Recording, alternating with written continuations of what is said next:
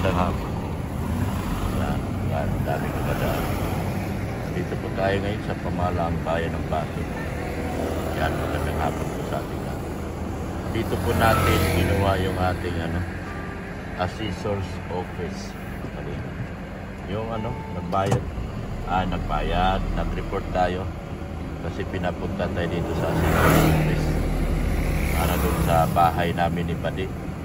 Punta din kami dito after nung namin, nung aming nilakad, aming pagharap sa arraignment. Kinabukasan pumunta kami rito. Tapos ng arraignment namin kinabukasan, pumunta kami rito mga kalinga. At inaasikaso naman yung aming tax yan. Tax ng building ng bahay namin. Yan mga kalinga. So dito aantayin namin yung resulta nung nag-estimate kung magkano ang magiging assessment ng mga bahay namin. Pero nag-report na ako doon sa akin ay 5 million po yun sa akin. Hindi man ako pwedeng magsinungaling at nakakahiya baga. Kailangan fair tayo. Ano yung pinakita talaga yung record natin na 5 million. Hindi magkalaman tayo na daya tayo, baka tayo ay magka-problema. Hindi pa magkatawa ko sa bahay. So ayan po mga kalingap, inayos namin ni Padi dito yung assessment. So aantayin namin yung resulta ng yung nag-a-assist kung magkano magiging tax namin per year. Kasi yung lupa ay pa man yun, pa kami nasa private compound pa kami. Kasi ang aming land title ay isa pa lang, pareho pa lang kami. Isa lang po ang land title namin kasi hindi pa naman po natin yung lupa kasi wala pa po sa batas ngayon. Sinabi ng abogado ko, wala pa pong batas na pwede nang tipak-tipakin yung lupa at gawa ng titulo. So speaking of my lawyer, pupunta nga rin pala ako sa lawyer namin ngayon, ngayong hapon na ito. Kasama ko po ang aking pinakamagandang asawa na si Mrs. Love. Nakapula Akala ko si Tita Imelda Ganer yung kasama ko kasi nakapula. Ayan Tita Imelda Ganer, Tita Imelda Ganer. Ayan ang damit ni Tita Imelda Ganer yan Yan ang damit ni Tita Imelda Ganer. Pasalubong ko po to kay Tita Imelda. Yun, pasalamat tayo kay Tita Imelda. So binigyan. Akala ko kanina mga kalingap, katabi ko si Tita Imelda, pareho din ang buhok. Pareho din ang ganda. Pareho din ang buhok, pareho din ang ganda. Kaya akala ko si Tita Imelda Ganer yung aking katabi. Si Mrs. Love pala. Thank you Ma'am Ganer sa mga pasalubong po. Ang dami po namin pasalubong kay Tita Imelda pala. Yan, Tita Imelda Ganer. So, speaking of my lawyer, yung aking kabrad na lawyer, siya po ay private lawyer, litigation lawyer. So, pupunta po ako ngayon sa aking abogado. Masasabi kong aking abogado kasi doon na rin po ako magsangguni at doon na rin siya na po ang gagawa nitong magiging kaso na ihahabla po natin doon sa isang particular o individual po, sa isang tao na palahura po natin. Siyempre hindi na po ako dadaan sa sa cyber libel kasi ang kaso na ito ay sabi nga ng boss ko, sige maghabla ka at sasagutin ko lahat ng problema. So ibig sabihin, diretso na po ako sa private lawyer at ang aking private lawyer na ang siyang mag-asikaso ng kaso nito at pipirma na lang po ako. Dala ko na po lahat ng dokumento, yung thumbnail at saka yung video. Dala ko na po yung video at saka thumbnail. So si attorney lang po, yan lang po ang aking dala-dalang ebidensya. Kasi ang video naman ay mahaba, 1 oras at 15 minutos. Enough na po yun para magiging ebidensya doon sa aking isasampang kaso. So samahan niyo po ako mga kalingap. Papunta po ako ngayon sa private lawyer na po. Wala pong pasok ngayon pero si attorney nandoon. Mga estudyante lang naman ang walang pasok. Pero si attorney ay nandoon man at kausap ko na siya. At inaantay po ako dahil yung gagawin namin pagsasampa ng kaso dito sa isang tao na medyo nalibing tayo na wala sa oras. Pero ito tumatawa lang naman ako. Yun lang po ang ano ko. Yun lang po yung isang video lang po ang magiging evidence ko.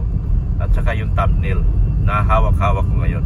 Yun lang po ang gagamitin ko. Isang pirasong video na po ang aking gagamitin.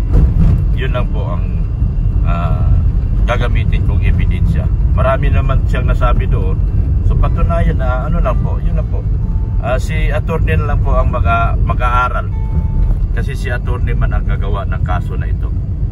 So nagkasundo na kami kung magkano ang filing fee. Filing fee lang po. Meron na po kami na pag-usapan. 20,000 po ang hinihingi sa akin para i-file yung kaso. So didiretso na po ako sa isang private lawyer na po. Dahil ito ay sagot naman ng aking mga bossing sa aking mga butihing sponsor. So salamat talaga. Meron tayong mga sponsor na patuloy na sumusuporta sa atin at nagmamahal sa atin. Siya nga pala, labas po ang lahat dito sa usapin na ito. Ito po yung sarili ko pong laban. Sarili ko pong masasabi kong sarili ko lang laban ito. At labas po ang labas po dito yung organisasyon natin. Personal ko na lang po itong laban. At magbabayad po ako sa aking abogado ng 20 mil para sa filing fee. Kapag nag-umpisa na po kami ng kaso, sabi niya sisingilin niya ako ng 100,000. Pero okay lang naman po. Okay lang naman po. Handa naman po ako magbayad. Medyo basta sinabi ko na. Yun po. So papunta ako ngayon sa aking private lawyer. Na si attorney nakita nyo na yon, pinakita ko na yon sa isang live ko nung nagpirmahan kami doon sa lupa.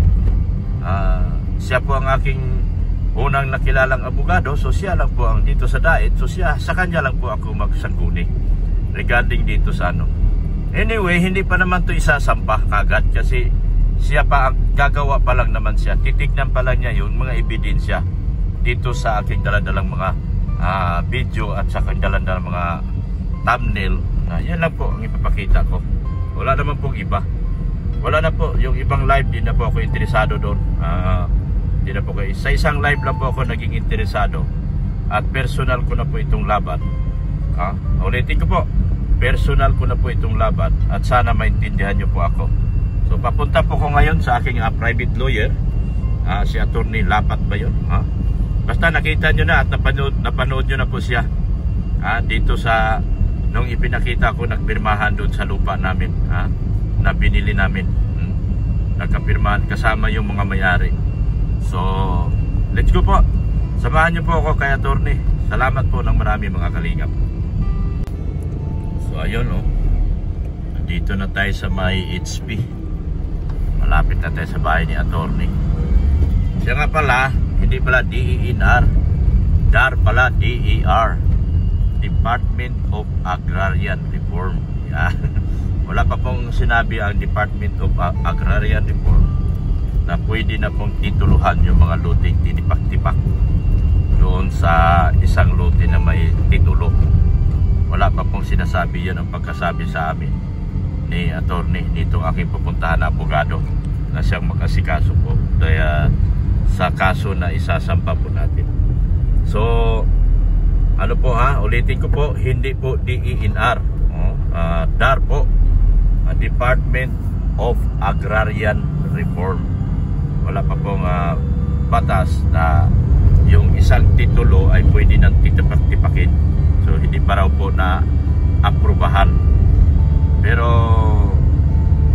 ganun pa man, sabi nga ito, as long as meron ng deed of sale na nagagawa, ang mga kasunod niyan ay pwede nang tituluhan kapag naaprubahan na ang DAR, Department of Agrarian Reform.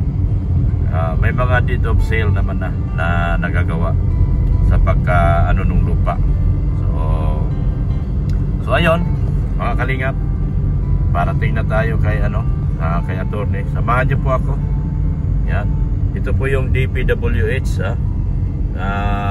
plano ko magiging isa sa magiging contractor dito at para yumaman din ako. Gusto ko sana magiging contractor din sa kahit maging district district supervisor lang ako dito, pwede na siguro. Baka pwede naman maging apply na lang district supervisor at yumaman naman ako at makabili ako ng Lamborghini at kung ano pa, makabili ako ng Tesla o kaya lahat ng gusto o kaya yung Navigator. Makabili man ako ng Navigator na bulletproof. So ayan po, ito po yung palatandaan papunta kila attorney. Yan, ito. Itong gasolinahan na ito, kakanan ka. Yan.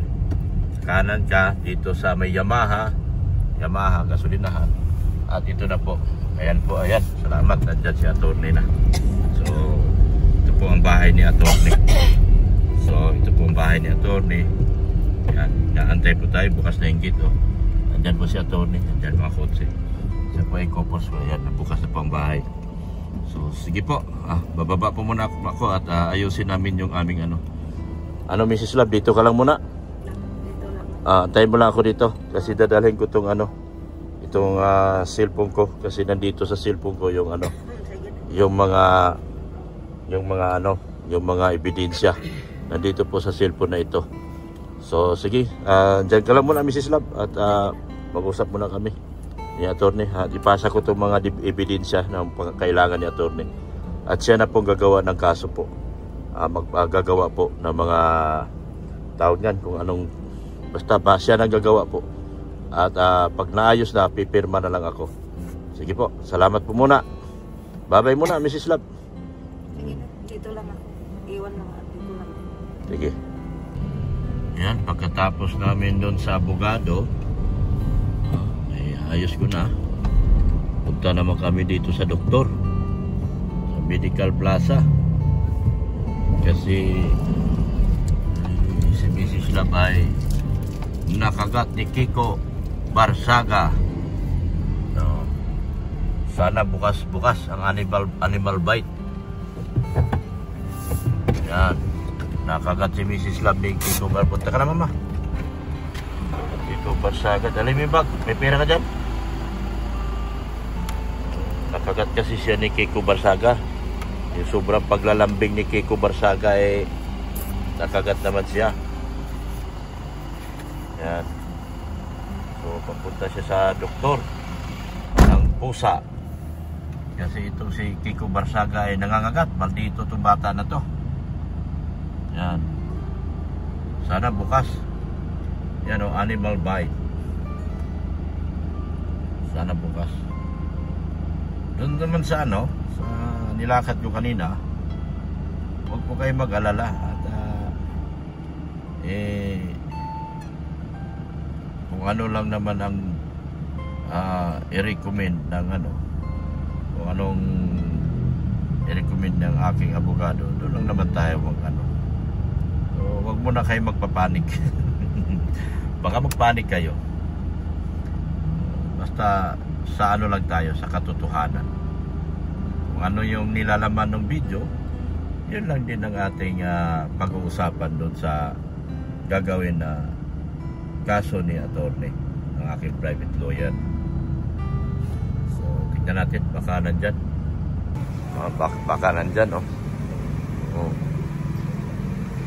tahimik ng ngayon. Ay, bakit nandun si Mrs. Love? Bakit nandun siya? Animal bite. Sarado dito? Ay, pinasok dito ng baha. Ayan pinasok ng baha dito. Kaya pala may mga ayan dito kami nagbabakuna. Pinasok dito pumasok ang baha dito. Kasi may mga sandbags may mga sandbags. Pinasok pala ng baha dito. Yan Ha? Baka wala daw dahil sa basila lang daw. Paano yan? Wala bukas dito ngayon sa animal bite. Close po ngayon. Pero kahapon meron. Bukas. Magawa mo siguro sa bagay. Pinasok pa ng baha dito? Hindi naman po. Hindi naman po lumakas. Pero napasok po dito kasi yung tubig. Ah, okay. Sarado na ako. Ayan, bukas na lang. Basta ako po siguro ako. Bukas na lang. Sige, salamat. So, ayan oh. Lumakas ang baha dito. Mababa kasi yung mga lugar dito. Nagre-ready lang sila. Nagre-ready lang sila. Ayan. Andito po kami guys sa lugar na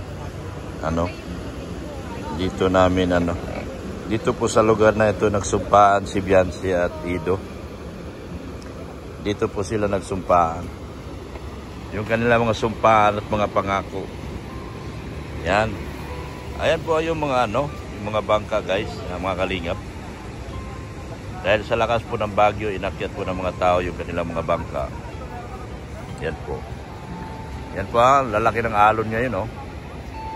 Ang laki ng mga alon sa dagat po mga kalingap. Yan. Dito po ginanap yung sumpaan dito sa lugar na ito. Yan oh. Yan po. Dito po ginanap yung sumpaan nilang dalawa ni Biancy at Ido. Yung Calamansi Challenge. Dito po ginanap yun. Yung Calamansi Challenge nila ni Ido at Biancy. Sa lugar na ito. Kinagat kasi si Mrs. Love ng aso. Kaya pinasyal ko siya dito at pakainin ko siyang pizza. Kinagat siya ng aso. Ay, pusa. Sorry. Kinagat siya ni Kiko Barsaga. Pinagpipitsa ko kasi kinagat siya ni Kiko Barsaga. Yan. Dito po yun. Naganap yung Calamansi Challenge nila ni Ido at Biancy po. Masarap po ang pizza dito. Ito yung pangalan Branculit. Yan Branculit. Branculit. Yan. Dito po ginanap. Wow, ito yung pizza. Wow, sarap ng pizza. Yan Kakain na si Mrs. Love Yan Yan, pizza. Nagpipizza si Mrs. Love Wala yung doktor. Kasi nababahaan yung yung Medical Plaza. Ilagyan nila mga sandbox yung gilid kasi mukhang tataas na yung nanigurado sila. Yan pinakain ko sa pizza. Yan. Tara, kain tayo. Samahan nyo kami mga kalingap. Yan favorite ko to. Yan na si Duko. Natawag dito? Po siya. Hawaiian Overload. Hawaiian Overload. Favorite ko to guys. Kain tayo. Yan po. Lugs Adventure. Ito. Hawaiian Overload. Pizza tayo. Ayan. Sarap ng pizza dito. Yan Kain tayo. Ina. Kain tayo. Yan po. Ang dagat. Malakas po ang alon. Kain tayo. Pizza. Hawaiian Overload. Sarap. Grabe sarap dito. Pag kayo po pumunta dito sa Bagasbas, dito po kayo magmerienda sa, anong pangalan nga to, Daddy? Bongkulit. Ano ito? Branculit. Franculit po. Ang sarap po dito ng nila. Mexican Ang sarap po dito yung nila. Hawaiian Overload. Yan, sarap po talaga. Sarap po talaga dito. Tsaka yung mga burger nila. Basta ang dami po silang menu. Sarap. Yung burger nila masarap din. Dami ditong mapagpilian. Tsaka ang dami po ditong kumakain. And sarap din digo sa dagat. Di maitim ang dagat. Gano? Kulay dilaw. Nasa kalsada na po yung inakyat po yung mga bangka dito. Kasi Ito po yung pizza sa Branculit Yan. Yan o. Pizza sa Brancole. Brancole. Po yun o, Brancole Italian. Brancole Pizza. Italian Vero. Yan. Sarap po rito. Dito po ginawa yung ano nila ni Beyonce. Dito po ginawa. Dito po ginawa yung Q&A. Dito po ginawa yun. Yan. Ito po yun, ano, inano yung mga ano, yung mga bangka nila, oh. Inilabas po dito. Yung bangka nila. Nilabas po dito. Kasi malakas po talaga yung bagyo. Tingnan nyo po yung dagat, oh. Tingnan nyo po yung dagat. Yan, oh. Yan. Tapos yan po ginanap yun. Oh. Yan, yung Brancole. Yan po ginanap yung Q&A ni Ido at Beyonce. Yan. Ganda, di ba? Dito sila nagbukingan. Dito sila nagbukingan ng kanilang mga ano, mga saloobin ni Beyonce at Ido. Yan. Yan, dito sila. Tapos yan, ang dagat. Yan, ang dagat. Diba ang ganda? Diba?